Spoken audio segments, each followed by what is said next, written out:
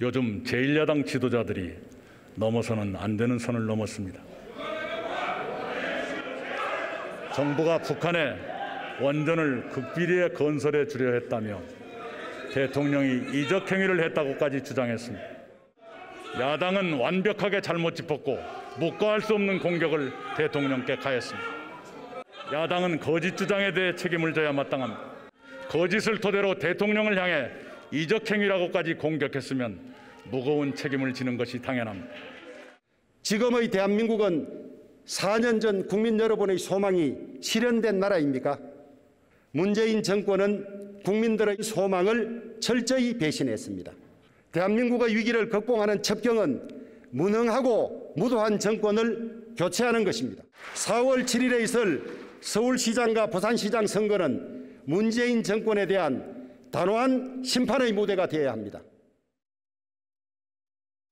예, 북한 원전 추진 문건 파문이 가라앉지 않고 있습니다. 자, 국정조사로 진실을 가려보자. 국민의힘의 조영훈 원내대표가 오늘 교섭단체 대표연설에서 주장을 했는데요. 글쎄요, 이루어지기는 힘들겠죠. 오늘 한번 짚어보겠습니다. 네 분 패널 나오셨습니다. 박진영 더불어민주당 상근 부대변인, 김재원 전 국회의원, 윤경호 MBN 논설위원, 김한규 변호사 함께하십니다. 어서 오십시오. 예, 박진영 부대변인, 주호영 원내대표가 국정조사해서 가리자라고 하고 방금 전에도 이제 여야 의원 두 분 모시고 토론 배틀했는데 사실이냐 아니냐가 제일 중요한 거 아니에요? 그렇죠. 예. 네. 저는 그 조영 원내대표께서 진심으로 국정조사가 이루어지기를 원하시는지 모르겠습니다. 왜요? 지금 현재 의석수가 예. 국정조사를 할 수 야당 요구에도 성사가 안 되는 상황이기 때문에 저는 아마 정치적 공세가 아닌가 이런 생각이 한편으로 드는 게요. 국정조사 안 된다고 받아들여질 가능성 없다고 국정조사 주장하면 그러면 다 안 되겠네요. 그렇죠. 뭐 쉽게 말하면 이렇습니다. 극비리에 북한에다가 원전 지을 수가 있습니까? 인공위성도 있죠. 미국이 그 찬성해 줍니까? 이게 현실적으로 우리가 봤을 때 그냥 난센스 같은 그런 이야기지 않습니까? 다만 이제 이게 산업부에서 문건이 있었으니까 문건의 진위를 파악해보자. 예. 뭐 이런 이야기는 할 수 있을 것 같은데요. 산업부에서 문건을 공개했는데 그 앞장에 보면 이렇게 나옵니다. 정부의 공식 의견이 아님. 이렇게 나와 있지 않습니까? 다만 이 문건이 폐기되는 과정에 대해서 법적인 문제는 이제 검찰에서 조사를 하고 있으니까 왜 그렇게 했는지는 이제 좀 두고 봐야 되겠죠. 자, 김재원 의원께 한번 여쭤볼게요. 실제로 문재인 정부가 북한에 원전을 지어줄 수도 있었다고 생각하십니까? 그건 불가능하죠. 그렇죠? 예. 그런데 왜 문제를 삼는 걸까요? 아니 그런데 이제 그때 당시 상황을 돌이켜 보면 과거에 이제 그 노무현 대통령 시절 또는 그 앞에 김대중 대통령 시절에는 그런 이제 그 경수로를 지어주는 그런 작업이 굉장히 구체화되었다가 중단이 되었지 않습니까? 예. 그 물론 앞 정권부터요. 근데 이제 북한에서 끊임없이 그런 요구를 했을 수도 있고 또는 우리 입장에서 예컨대 완전한 비핵화를 이루면 우리가 충분히 지어줄 수 있다고 제안할 수도 있다고 봅니다. 저는. 예. 다만 그때 상황이 정권 초에 이 남북 관계의 어떤 성과를 내기 위해서 사실상 불가능한 상황인데도 불구하고 북한에게 과도한 기대를 심어주면서 뭐 이 정도만 해도 이 정도만 비핵화 노력만 해도 우리는 미국을 설득해서 지어주겠다라고 제안을 했을 수는 있다는 것이죠. 그렇지 지금처럼 이런 상황이 완전히 남북 관계가 중단되고 또 미국과의 어떤 북미 간의 관계도 중단된 이런 상태에서도 몰래 그 원전을 지어줄 수 있는 상황은 전혀 아니죠. 그러나 그때는 아시다시피 평창 동계올림픽 이후에 또 북미 간의 그 정상회담도 예정이 되어 있었고 뭐 그런 과정이었지 않습니까? 그러니까 뭐 조율하면서 예컨대 이런 방식은 가능하다든지 했을 수는 있다고 보는 것이죠. 예. 자, 실제로 가능하지 않을 수 있는 그런 일이었다면 과연 이것은 어떤 식으로 봐야 할까요? 그리고 어떻게 풀어가야 할까요? 일단 관련해서 여권 관계자들이 부인하는 내용을 한번 들어보시죠. 따라서 우리나라도 북한에 대한 그 원전 제공 문제를 내부적으로 검토도 안 했습니다. 또 물론 북한과의 대화 과정에서도 원전 문제에 대해서는 전혀 거론을 하지 않았습니다. 4.27 판문점 정상회담을 앞두고 또 그 이후에 제가 3차례 미국을 방문해서 당시 그 존 볼튼 국가안보보좌관과 한반도 신경제 구상 내용에 대해서 설명을 해줬고, 특히 판문점 회담이 끝난 직후에 다시 그 워싱턴을 방문해서 미국에 북한에 제공한 동일한 내용의 USB를 제공을 했습니다. 김종인 위원장의 이적행위 발언은 도저히 묵과할 수도 용납할 수도 없는 무책임한 망언입니다. 김종인 위원장의 망국적 선동은 거짓임이 백일하에 드러났습니다. 북한에 전달했다는 USB는 미국에도 전달됐습니다. 제1야당 대표가 거짓 근거를 가지고 정부와 현직 대통령을 향해 이적행위를 했다는 발언은 헌정사상 최악의 국기문란 행위입니다. 아무리 선거에 이용하기 위한 정략적 발언이더라도 넘지 말아야 할 정치의 선을 넘었습니다. 김종인 위원장. 예, 넘지 말아야 할 선을 넘었다. 자, 그러면 국민의힘 김종인 비대위원장 그리고 주호영 원내대표 발언도 이어서 들어보죠. 대북 원전 게이트 사건에서 현재까지 팩트로 밝혀진 것은 산업부가 공개한 보고서 한 부입니다. 2019년 산업부 공무원이 삭제한 북한 원전 관련 17개 문건 중 현재 단 하나의 문건이 공개되었을 뿐입니다. 진실을 밝히기 위해 전체 문서에 대한 공개를 요구합니다. 여당은 우리 당의 국정조사 요구에도 즉각 응해주기를 갖다 바랍니다.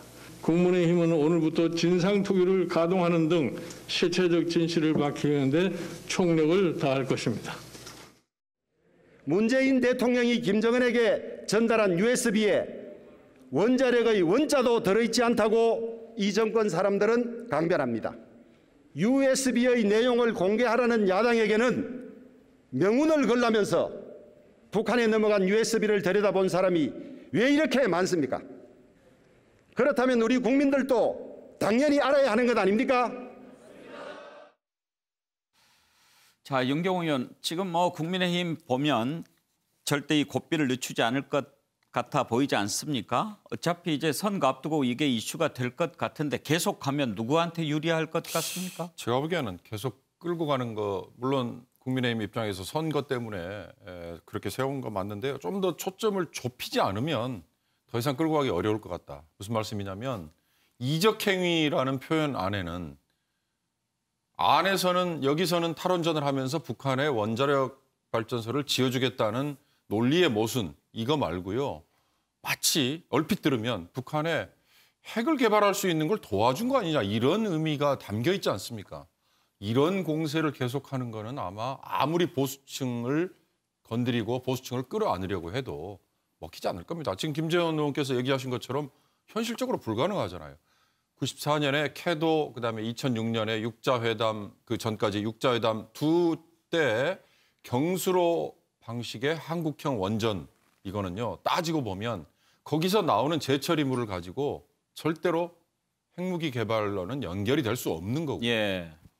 그 당시에는 주변국 특히 미국 그리고 나머지 나라들이 다 동의와 양해를 했다는 상황이 다르잖아요. 그러니까 이적행위라는 말에 초점을 잘 잡으면 이건 사실 더 끌고 가기는 어렵다. 대신 아니 국내에선 탈원전 하자 그래 놓고 거기다가 원자력 발전소 지어주겠다고 하는 이 논리적인 모순 이걸 공격하기에는 좀 약하죠.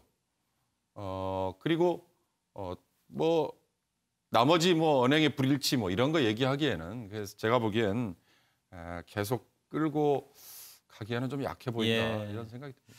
김한규 변호사 시각은 어떠신지 궁금합니다. 네, 사실 그 이적행위라는 표현은 사실은 어떻게 보면은 그 우리나라 정부가 더 좋게 말씀드리면 대통령이 그 지금 우리나라 법적으로는 반국가 단체인 북한한테 이로운 행위를 한 거거든요. 그러면은 이건 뭐 극단적으로는 대통령 탄핵 사유 아니겠습니까? 그러니까 표현 자체를 그 처음에 아무리 제1야당이라고 하더라도 이거 어느 선을 넘어버린 발언을 한 것이거든요. 이건 이제 이렇게 되면은 사실은 이제 이거에 대해서 쥐어담기는 어려운 거 아니겠습니까? 이적행위를 먼저 던져버렸으니까. 사실은 차근차근 예를 들면은 그 당시 왜 산업부 공무원들이 밤에 무리하게 폐기했느냐 이게 하나씩 좀 이렇게 따졌어야 될 문제를 처음부터 이적이다 해버리니까 이제 수습이 지금 가능한가? 왜냐하면 사실 야당 입장에서도 기회는 있었어요.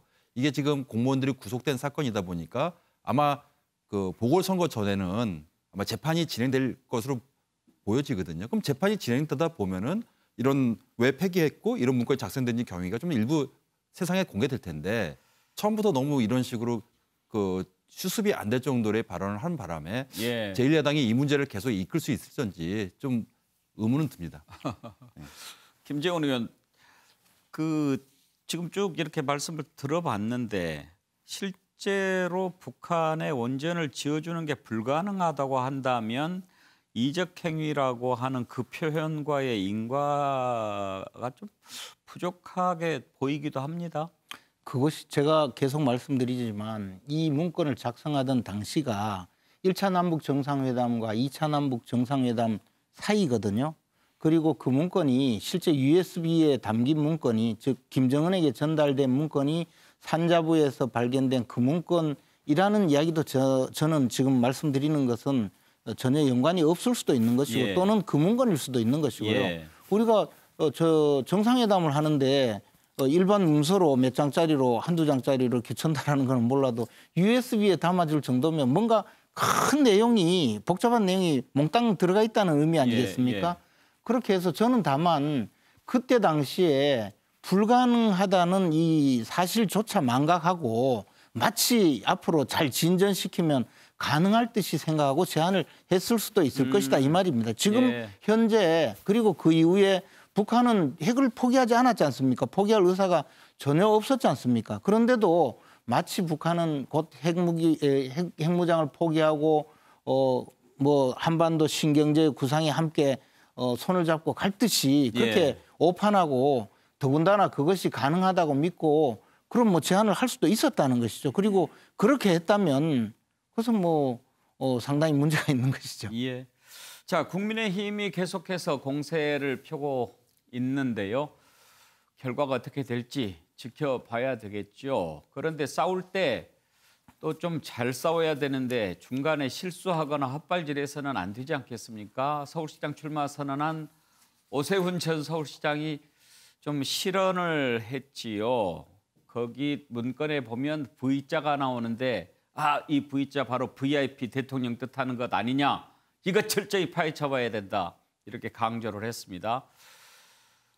민주당의 박주민 의원이 그랬죠. 아이고 문서 작업 조금만 해본 사람은 이게 V가 그 뜻이 아니고 버전이라고 하는 그 내용인 걸 금방 아는데 문서 작업 한 번도 안 해보셨습니까? 오세훈 후보 인정은 했는데요. 또 그러면서도 본질을 제대로 봐야 된다. 이렇게 강조했습니다. 한번 들어보시겠습니까? 어저께 일 때문에 다소 혼란이 빚어진 점에 대해서는 정말 안타깝게 생각을 하고요. 이 사안의 본질은 과연 대통령께서 이 문건을 보고 받았는가, 그리고 북한에 원전 지원을 할 그런 생각이 있었는가, 그리고 앞으로는 또 있는가, 이거에 대한 국민적인 의문점을 밝혀달라는 취지입니다. 이 일 때문에 본질이 흐려지거나 희석되는 일은 없었으면 좋겠다 하는 게 저의 바람입니다. 전 서울시장이자 현 국민의힘 서울시장 예비후보의 의혹 제기 수준이 너무도 참담하고 황당한 탓에 도대체 어디서부터 어떻게 설명을 해야 할지 모를 지경입니다. 오세훈 전 서울시장의 말대로라면 지금도 전국 곳곳에서 세계 곳곳에서 문재인 대통령께 보고되기 위해 작성 중인 문건이 수억 건인 셈입니다. 이 정도면 국민의힘 서울시장 예비후보인지 코미디언 지망생인지 분간이 어려울 정도입니다. 네, 박진영 부대변인. 예. 처음에 V자 얘기 VIP 꺼냈을 때 좀 더 신중하게 들여다봤으면 좋았을 텐데요. 그렇죠. 제가 보기에는 김종인 비대위원장이 여당을 향해서 친 덫에 같은 편이 걸린 거죠. 이 이야기는 김종인 비대위원장이 말씀하신 내용 자체가 황당하다는 이야기입니다. 지금 이 여론에 지금 돌아가는 이야기들이 오세훈 시장이 막 조롱을 받고 하지 않습니까? 여론전에서 이미 승부가 났다는 뜻입니다, 이거. 제가 보기에는 빨리 김종인 비대위원장께서 정리하시는 게 맞습니다. 이제까지 김종인 비대위원장께서 5.18 그 묘지에 가서 참배하고 이명박 박근혜 대통령 문제에 대해서 사과를 하고 중도와 합리화 전략을 써왔지 않습니까? 이런 상황에 이제까지 했던 공이 물거품이 될 수 있습니다. 이 근거 없는 이 색깔론이지 않습니까? 김종인 비대위원장께서 결재 해제하시는 게 맞다고 봅니다. 네. V자 발언 가지고 또 여러 가지 패러디가 나오는 모습 방금 화면에 좀 띄워드렸죠. 예를 들면 HWP 있지 않습니까? 문자 확장하는 것. 이것은 히든 원전 프로그램 약자냐 뭐 이런 식으로 놀림도 당하고요. MSG는 무상급식이냐. 예. 자, 그런가 하면 아무래도 이제 선거를 앞두고 이런 이슈가 나오다 보니까요.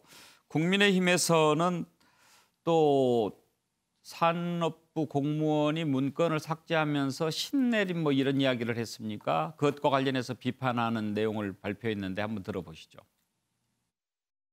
여당은 공작 취급하고 담당 공무원은 신내림이라 하며 대통령의 참모는 전 정권에서 검토된 일이라 전가하고 청와대는 법적 조치를 하겠다며 급박을 합니다.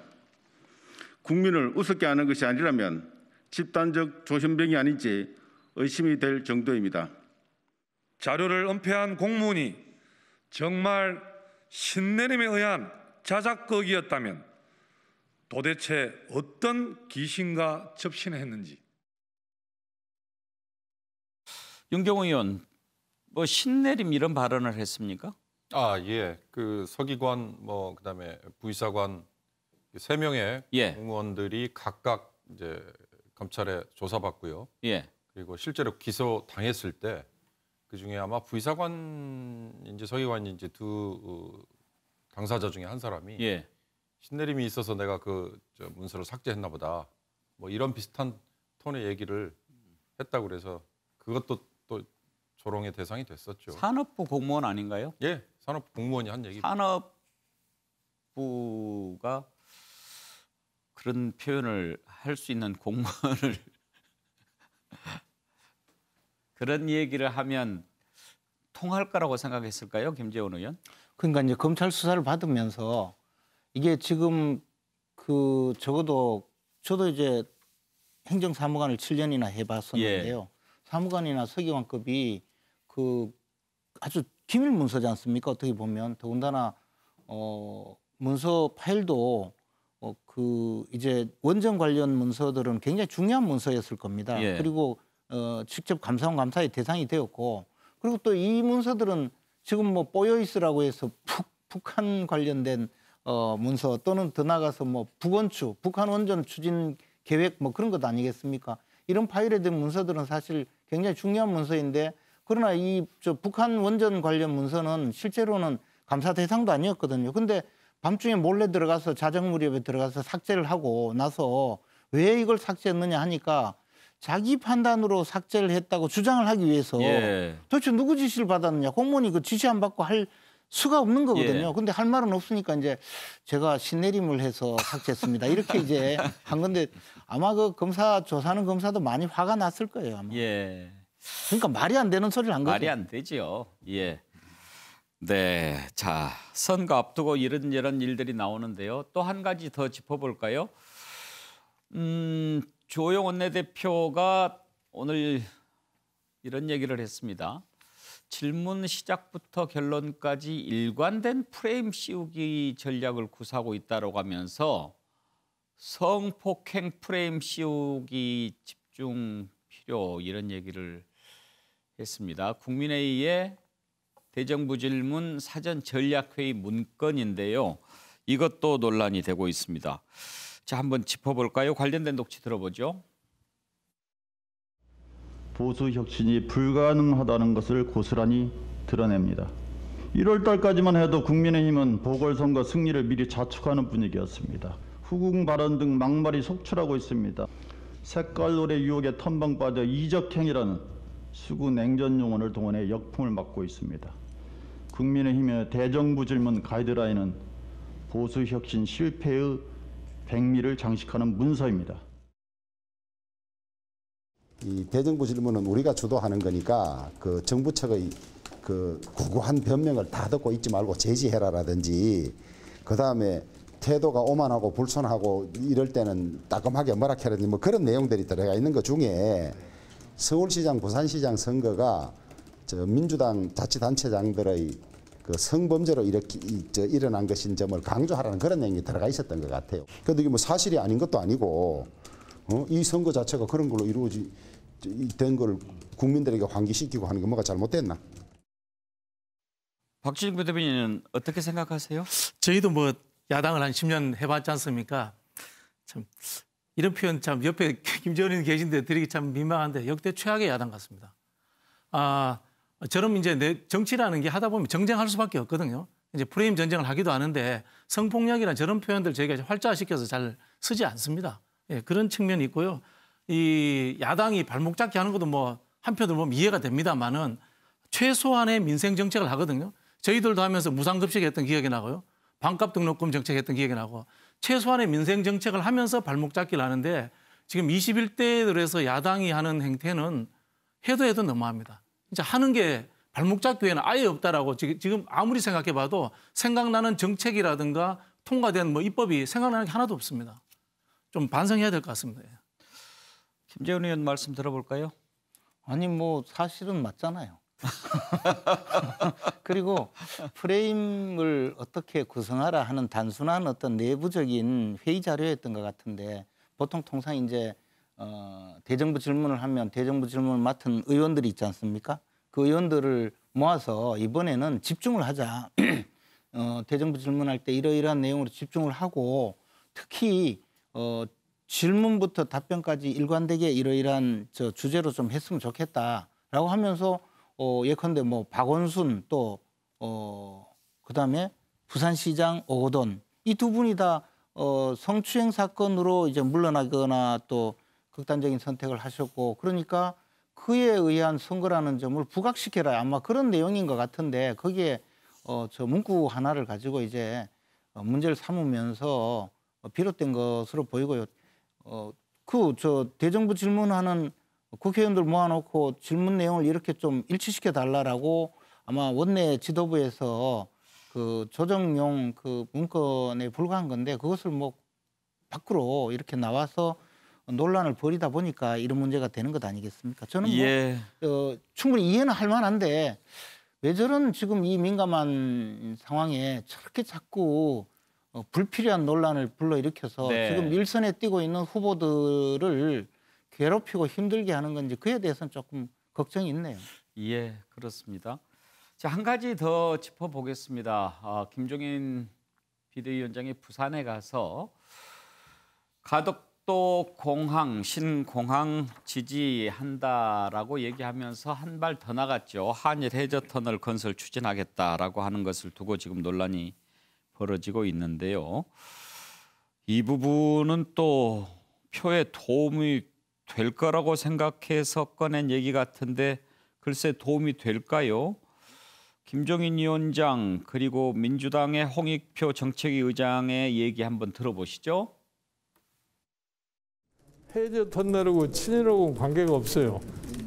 과거에 우리가 일본을 상대로 할 때 우리 경제력이 굉장히 취약하고 할 적에는 마치 우리가 일본에게 잠식당하지 않느냐 해서 그런 사고를 할 수 있는데 우리 경제력도 이제는 일본과 대항해서 저희는 충분한 여력을 갖출 수 있고 이제는 일본을 우리 목적을 위해서 이용할 수 있는 이런 생각을 해야 돼요.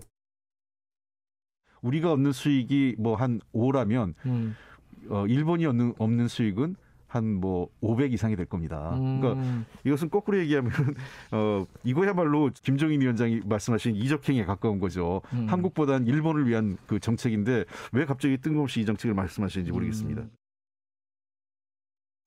자, 윤경호 의원 이것도 지금 계속 가면 도움이 될지 아닐지 헷갈리는데요. 예.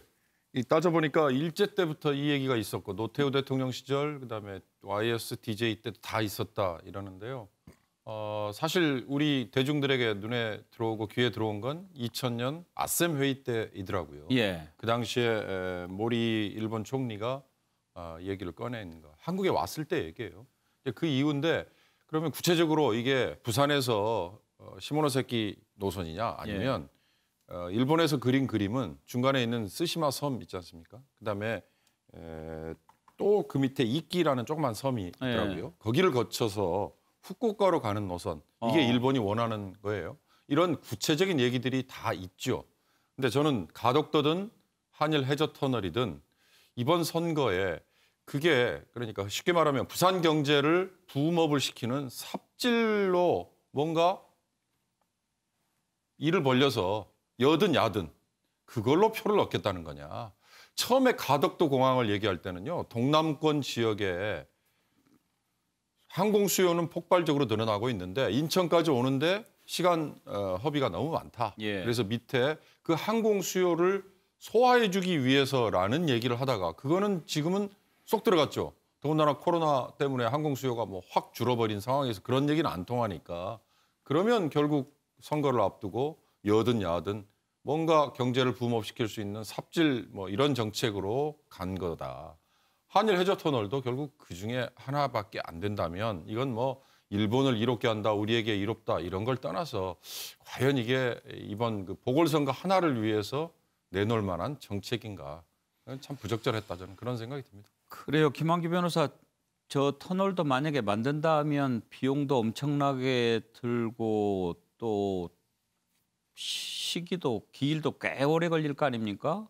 저게 보궐선거, 지자체장 보궐선거용 공약 사항이 될 수 있을까 궁금하기도 합니다. 네, 뭐 일단 수십조 이상이 드는 건 명확한 것 같고요. 이게 사실 뭐 예를 들면 뭐 대통령 선거에서 하나의 어떤 그 국제 관계에서 중요한 이슈 내지 공약으로 이거를 다룬다면 뭐 그럴 수도 있겠다 생각이 드는데 지금 뭐 부산시장 보궐선거에서 이런 이슈가 나온다는 건 좀 국민의힘이 되게 다급하다. 왜냐하면 가덕도 신공항 문제를 여권이 이슈로 먼저 선점해버리니까 지금 지지율에서도 지금 야권에서 이게 유리한 상황도 아니니까 지금 이 문제를 던지고 있는데요.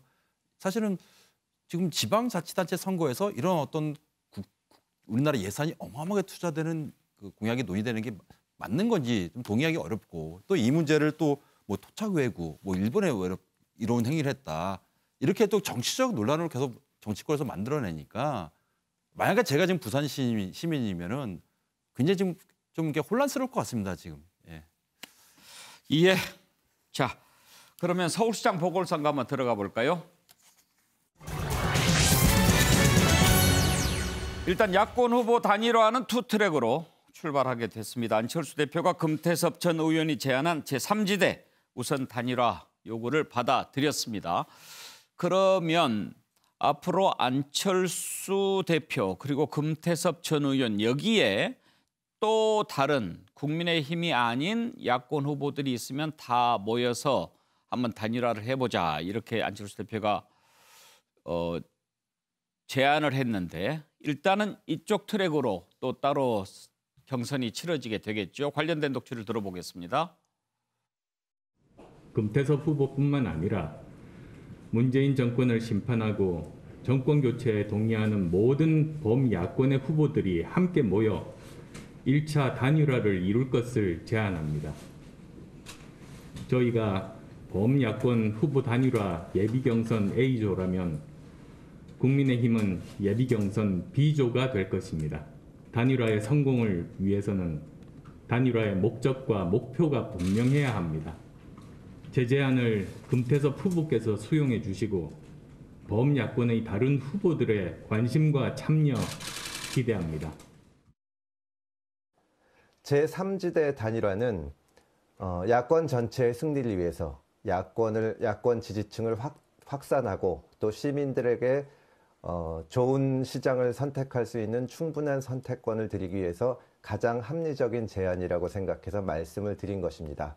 결단을 내려서 수용한 안철수 후보께 환영한다는 말씀을 드립니다. 김재원 의원, 일단 국민의힘에서 따로 뽑고 제3지대에서 따로 뽑고 그렇게 해서 마지막에 단일화하자 하는 것을 국민의힘 쪽에서는 지금 오케이를 한 상태입니까? 예, 저 국민의힘은 원래 그렇게 주장을 했었고요. 예. 또 실제로 저 정치 일정상으로도 지금 이미 후보를 선정을 해서 8명의 후보 중에서 이제 2월 5일 날 되면 4명을 4명으로 이제 압축해서 예. 그때부터 이제 3월 초까지 4명의 후보 중에서 1명을 뽑는 당내 경선 절차가 계속 진행이 되거든요. 예. 이 중간에 어떤 외부의 당 외에서 입당을 하지 않은 분 또는 입당을 하더라도 중간에 경선 절차에 뛰어들기가 현실적으로 불가능하기 때문에 지금까지 계속적으로 안철수 대표의 단일화 주장에 대해서는 우리 후보를 선정하고 나서 3월 초 무렵에 가서 그때 단일화할 수 있다라고 계속적으로 요구를 했었고 또 안철수 예. 대표와 금태섭 후보 단일화가 이루어지면 그때 그쪽하고 단일화를 하고 이루어지지 않으면 모두 모아서 단일화하자 그렇게 해왔었습니다. 연경 의원 이제 저쪽 플랫폼에 얼마나 많은 또 야권 후보들이 모일지는 알 수 없겠지만 일단은 안철수 금태섭 두 사람 대결이 될 가능성이 크잖아요. 그렇죠. 누가 더 이익을 볼까요? 여론조사로 보면 지금은 안철수 대표밖에 안 보이는 것 같지만 금태섭 전 의원은 만약에 단일화 경선을 하게 되면 둘이 1대1 양자 토론 붙어보자 이런 이제 제안을 할 거 예. 아닙니까? 안철수 대표가 수락을 했기 때문에 토론 나 안 하겠다 이럴 수는 없는 거고요. 토론 한번 붙으면 내가 안철수 대표 얼마든지 이길 수 있다 이런 생각을 한다는 것 같은데 그건 모르겠습니다. 언론에서 얼마나 주목을 해줄지. 그다음에 서울 시민들이 유권자들이 안철수와 금태섭이라는 사람을 정치공학적으로 이 두 사람이 앞으로 어떻게 될 건가를 볼지 아니면 정말 서울시 시정을 한번 맡겨볼 뭔가 보관이 있는 후보인지 아닌지 보겠다 이걸지. 그러나 지금 돌아가는 판세를 보면 후자에 관심을 갖는 유권자나 이 일반 대중은 좀 적어 보이죠. 좀 더 솔직히 엄밀히 말씀드리면 언론이 거기에 별로 초점을 두지 않는 것 같아요. 그러니까 오로지 안철수와 금태섭 두 후보가 정치적으로 논쟁을 벌이는 이걸 아마 할 텐데 금태섭 후보는 거기서 뭔가 역전을 끌어낼 수 있다. 이런 전략인 것 같다고 하니까 한번 두고 봐야겠죠. 김한기 변호사 어떻게 보면 금태섭 의원 전 의원 쪽에서는 손해볼 것 없는 것 같은 그런 대결이 되겠지만 안철수 대표 입장에서 봤을 때도 국민의힘 경선 진행되는 동안 가만히 아무것도 안 하고 있는 것보다는 또 그렇게라도 하는 것도 도움이 될 수 있다. 이렇게 판단할 수도 있겠죠? 네, 저도 그렇게 생각하는 게요. 만약에 국민의힘에서 이제 경선에 어떤 흥행이 되는 상황에서 만약에 안철수 대표가 혼자 가만히 있다 보면은 사실 여론의 주목도 못 받고 잊혀지기 십상 아니겠습니까? 그래서 금태섭 전 의원이 또 두 분 간의 또 관계도 인연도 오래됐고 한때는 또 갈라서기도 했는데 이번엔 경쟁자 관계 아니겠습니까? 이 부분은 안철수 대표가 계속 언론에 본인이 노출될 수도 있고 그렇지만 저는 가장 이익 보는 거는 뭐니 해도 금태섭 전 의원이죠. 이분은 거의 지금 자기 힘으로 여기까지 왔고 민주당에서도 탈당할 때도 또 중간지대에서 많이 지지도 받으신 분이라 아마 금태섭 의원이 가장 이익 수혜자가 아닌가 이렇게 봅니다. 예, 금태섭 전 의원이 묘하게 변수가 많이 되고 있습니다. 민주당에서는 지금 박영선 전 장관 그리고 우상호 의원 양자 대결 구도 아닙니까? 그런데 금태섭 전 의원을 두고 박영선 전 장관이 금태섭 전 의원 탈당을 놓고 이해한다, 대화하고 싶다, 좀 상당히 좀 품 넓은 민주당 모습 보여야 된다 이렇게 얘기를 했다가 우상호 의원이 나는 그 말 동의할 수 없다, 발언을 거둬야 된다라면서 공격했습니다. 그동안 누나 동생 이렇게 하면서 사이가 좋았는데 금태섭을 두고 갈라서는 그런 모양새네요. 발언을 한번 들어보죠. 한때 같은 정당에 계셨던 금태섭 전 의원이 출마 선언했습니다. 좀 어떻게 평가하세요? 경쟁자로서. 저는 금태섭 의원하고요. 대화를 하고 싶습니다. 네. 왜냐하면 금태섭 의원이 예를 들면 그동안에 당에서 남들이 하기 어려운 이야기들을 많이 해서 공격도 많이 받았지만 또 그러한 것들이 저희가 그러한 것들을 우리가 보듬고 가야 하는 품이 넓은 민주당의 모습을 보여주는 것도 저는 네. 굉장히 중요하다라고 생각합니다. 박영선 후보께서 만나자고 하셨는데 응할 것이냐고 물어보셨는데 저는 후보들끼리 만나서 얘기 나누는 건 좋은 일이라고 생각을 합니다. 저는 민주당을 탈당하게 됐을 때 민주당에 정말 커다란 변화가 필요한데 내부에서는 그것이 불가능한 지경에 이르렀다고 생각해서 탈당을 하게 된 것입니다. 민주당에 다시 돌아가거나 민주당하고 어떤 일을 하기는 현재 상태에선 힘들다고 생각을 합니다. 예, 박진영 부대변인. 네네. 저걸 두고 또 좀 사이가 좀 멀어질까요? 글쎄요, 뭐 그럴 것 같지는 않은데요. 이제 박영선 장관 같은 경우는 이 온라인 질문에 이제 쉽게 대답을 하다 보니까 그렇게 대답을 하신 것 같은데요. 한편으로 보면 이제 현재 지지율이 제일 잘 나오지 않습니까? 예. 그러다 보니까 본선을 생각하는 자세 이런 측면에서 이제 중도 확장 이런 측면에서 이야기를 꺼내신 것 같은데요. 한편 보면 이제 우상호 의원은 금태섭 의원을 이제 민주당의 핵심 당원들이 별로 좋아하지 않습니다. 예, 그런 부분이 있다 보니까 금태섭 의원을 공격함으로 인해서 민주당 핵심 지지층 당원들의 좀 동의를 구해봐야 되겠다 이런 측면에서 이야기를 한 것 같은데요. 지금 보시면은 이 흔히 하는 이제 뭐 솔직히 말씀드리면 친문 마케팅이 두 후보들한테 치열한데요. 우상호 의원 같은 경우는 이제 임종석 전 실장이, 예. 그리고 그 박영선 장관 같은 경우는 윤건영 의원과 고민정 의원이 두 분 다 예. 이제 대통령과 아주 가까운 분들이기 때문에 이 마케팅을 하다 보니까 생긴 뭐 갈등이다 이렇게 생각을 하는데요. 저는 뭐 박영선 의원이 좀 여유 있게 앞서가고 있는 상황이기 때문에 좀 부드럽게 좀 보듬어서 가지 않을까 이런 생각이 듭니다. 네. 알겠습니다. 자, 다음 이슈로 넘어가죠.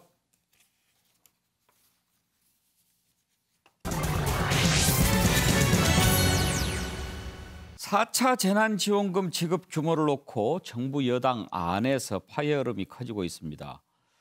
이낙연 대표가 어제 본회의 교섭단체 대표연설에서 선별, 보편 모두 준비하겠다 이렇게 밝히지 않았습니까? 그런데 그 말이 나오자마자 홍남기 부총리가 SNS에 글을 올렸습니다. 그런데 글 내용을 보면 또 뭐 재정은 화수분이 아니다 이런 표현도 쓰면서 부정적인 그런 입장을 나타냈지요. 그러면서 듣기에 따라서는 좀 이상하게 해석될 수 있는 그런 표현들도 썼습니다. 재정의 주인은 국민이다. 뭐 이런 표현도요. 민주당이 상당히 좀 부글부글 끓고 있는 분위기라고 합니다. 관련된 녹취를 한번 들어보죠. 지금도 3차 재난지원금이 집행되고 있습니다. 그러나 그것으로 충분치 않다는 것을 누구나 쉽게 확인하고 있습니다. 코로나19와 방역 조치가 길어지면서 서민의 삶이 더 무겁게 짓눌리고 있습니다. 적지 않은 분들은 이미 한계 상황에 놓였습니다. 그런 현실을 직시해야 합니다. 민생의 고통 앞에 정부 여당이 더 겸허해지기를 바랍니다. 재정의 역할을 더 확대할 때가 됐습니다. 재정의 주인은 결국 국민입니다. 국민의 삶을 지탱해 드리는 데 필요하다면 재정을 쓰는 것은 당연한 것입니다. 윤경호 의원, 홍남기 부총리 그 글을 보면은 좀 작심하고 쓴 것 같지 않습니까? 그렇습니다. 아니 경제부총리가 할 수 있는 얘기예요. 그러나 또 경제부총리가 할 수 있는 얘기라고 해서 그 얘기가 무조건 옳다. 또 이렇게만 볼 수 있는 건 아니죠. 당정청 간의 협의라는 게 그래서 필요한 거고요. 뭐 방금 재정의 주인은 국민이다. 이 얘기가 국민들이 모두 다 지금 죽어가고 있는 상황에서 재정 건전성 지키면 뭐하냐 이런 아주 단순한 논리에는 아무리 기획재정부가 예산과 재정을 다 갖고 있는 맡고 있는 부처라고 하지만 그 말에는 더 이상 이겨낼 수 있는 논리는 없는 거죠. 다만 적절한 집행, 적절한 계획 그리고 감내할 수 있는 수준 이런 것들이 다 이제 혼합되는 거 아니겠습니까? 예. 그러니까 꼭 한쪽의 얘기가 지금 무조건 옳다 이런 식으로 밀어붙이는 거는 전 결코 바람직하지 않고요. 한 가지만 말씀드리자면 곡간지기라는 표현을 쓰면서 경제부총리를 굉장히 지금 비하하는 듯한 이런 식의 공격은 아무리 국회의원들이라도 그건 결코 바람직하지 않다. 홍남기 부총리가 복지 정책에 대해서 얘기를 하고 노동 정책에서 얘기하고 얼마든지 할 수 있습니다. 경제부총리니까. 하물며 예산과 관련된 재정의 씀씀이와 관련된 얘기를 하는 거에는 홍 부총리 아니면 누가 하겠습니까? 그걸 예. 마치 곡간직이라는 표현에는 과거에 뭐 마름이라는 얘기를 하면서 예. 좀 비하하는 듯한 비유를 하는 이런 게 있었는데요. 지금도 마치 그 곡간직이라는 표현이 그런 비슷하게 쓰이고 있는데 그건 절대로 반복돼서는 안 되는 얘기 같고요. 홍 부총리가 그렇게 입장을 내놨으면 그 입장을 내부에서도 논의를 하고 또 총리와 만나서도 얘기를 하고 그리고 당과도 만나서 얼마든지 얘기를 할 수 있어야죠. 예. 그런 과정에서 조율을 해나가는 게 저는 맞다고 봅니다. 김재현 의원, 이 정부는 좀 기재부 장관과 부딪히는 경우가 좀 많이 있는 것 같아요. 제가 이제 예결위원장을 맡고 있을 예. 때 저분이 그 기재부 장관 역시 같이 하고 있었고요.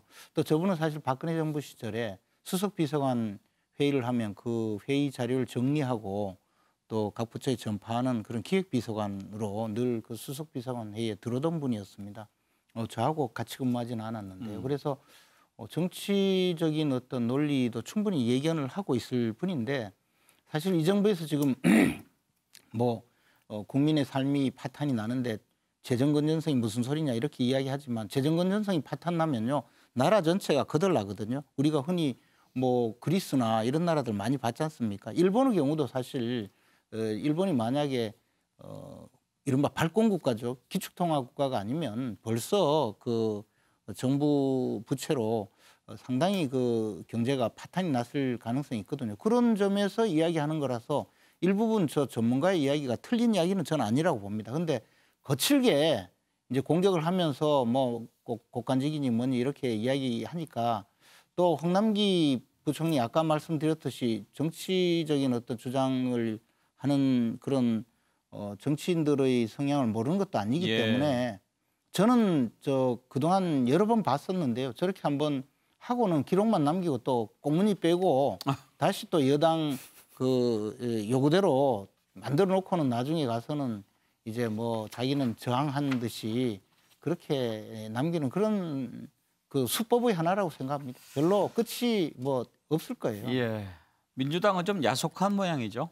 네, 그럴 수 있죠. 근데 이 진보 정부라는 게 원래 확대 재정을 추구하게 돼 있습니다. 우리 이제 정치의 정의라는 것을 내릴 때 한정된 자원의 권위적 배분이다 이런 이야기를 쓰거든요. 근데 진보 정부들은 늘 분배 정의를 우선적으로 추구하다 보니까 늘 예산이 필요한 상황이 되고 유럽 같은 경우는 이제 증세 논쟁도 일어나고 이런 상황이 있는데요.